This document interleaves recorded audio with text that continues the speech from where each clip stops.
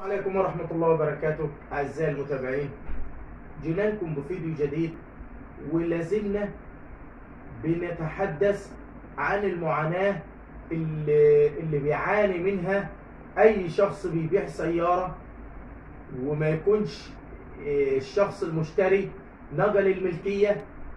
يعني اعمل أي شيء، يعني بص حاول بأي شيء انك انت تلزم المشتري ان هو يسجل وانت بتسجل له انقل ملكيه، عشان انا معايا موكل قسما بالله في مكتبي حرفيا بايع عربيه من سنتين ثلاثه، والعربيه طلعت بره المحافظه وجاي عليها قضايا تباديد لوحات معدنيه، وبنقدم التوكيل اللي احنا بعنا بيه والقاضي ما خدش بيه، وغرامات وحبس وبيدي شهر حبس ومش عارفين نوصل.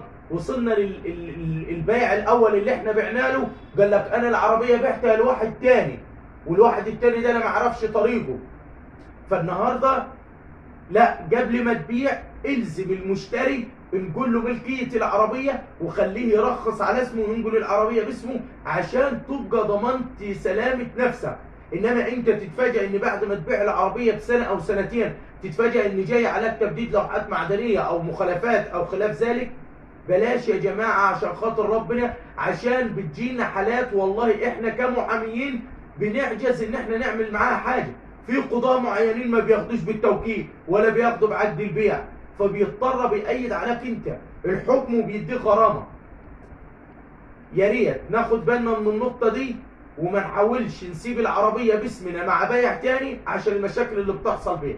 انتظرونا في فيديو جديد ومعلومه جديده.